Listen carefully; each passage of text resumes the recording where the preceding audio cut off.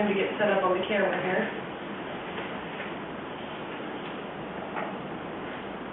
Once upon a time, in a small town of Las Cruces, New Mexico, there was a young girl who had big dreams. She wanted to be an artist, or maybe a singer. Then things happened that made her stop believing in her dreams. Her parents divorced, and a few years later, she became a teenage mother. She married her baby's father the summer before her senior year. He joined the Army, and she dropped out of school to be with him when he moved to Hawaii. Living in paradise didn't make her happy. She was homesick, and she wanted to graduate high school with the rest of her friends. Not long after that, her husband left the military, and they returned home to New Mexico. The girl took her GED, and she signed up for college at NMSU. After a year in college and an abusive marriage, she decided that she needed to leave her husband and her hometown. Just before her 19th birthday, she joined the Army. She filed for divorce from her husband and moved her son in with her mom, just long enough to get through basic training. After her training, she moved to Fort Campbell, Kentucky with her son. The Army gave her the confidence and self-discipline she needed to get on with her life. Now she could take care of herself and her son.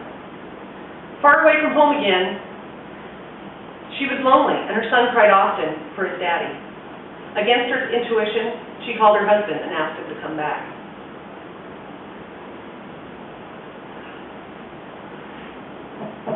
It didn't take long before she was pregnant again, and they were back in their abusive relationship.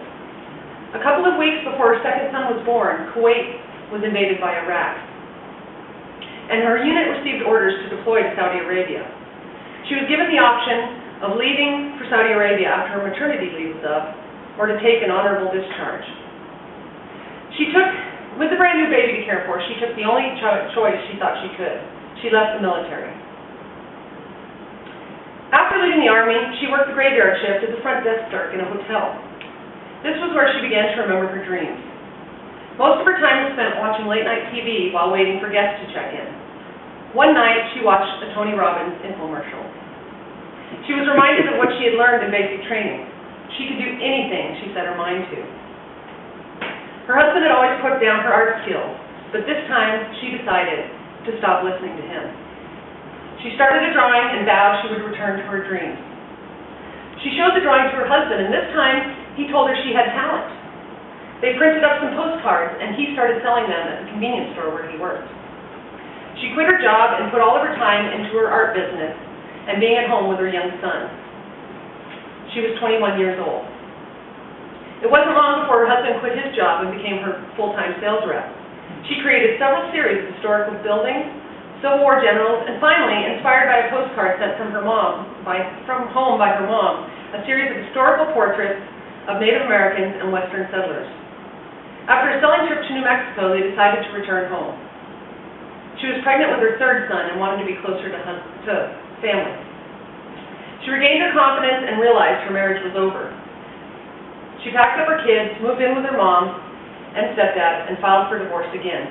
But this time, she followed through with it. After a few visits to shops that sold her art, she found that her ex-husband had been taking money from customers and not delivering their orders. No one wanted to buy from her anymore, and her business and her name as an artist was ruined. After a fight with her stepdad, she moved in with her best friend. With the ruin of her business, she again gave up on her dreams.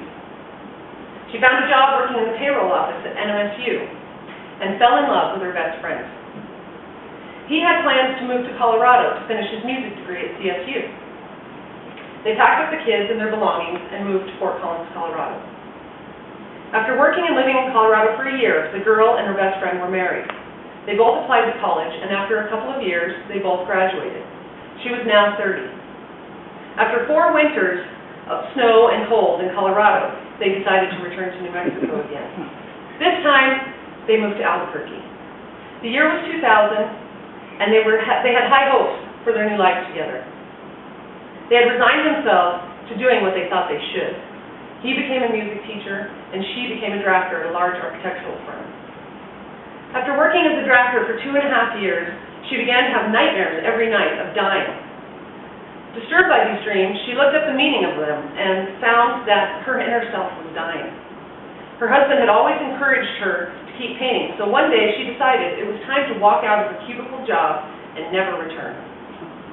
She went back to working on her art full-time, found a few galleries to represent her art, and started selling her art online. She was once again following her dreams. Her husband was struggling to keep going after several years of teaching. He remembered that his true dream was to write and play his own music. After teaching for 6 years, she encouraged him to follow his dreams as well. In May 2007, after being run ragged in the public school system, he quit teaching to follow his dreams. One goal they shared was to help other artists and musicians follow their dreams like they had done. After almost a year of working in a studio space that wasn't fit for professionals, they decided it was time to start their dream business.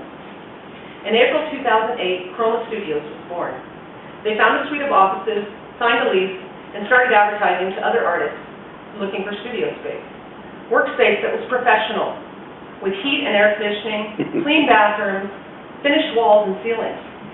They started with 10 studios, 2 for themselves and 8 that they subleased to other artists to help pay the rent. Over the next 4 years, they expanded their studios to 2 locations, opened and closed the gallery, won an award for the best new business in downtown, and held the first annual Chroma Fest.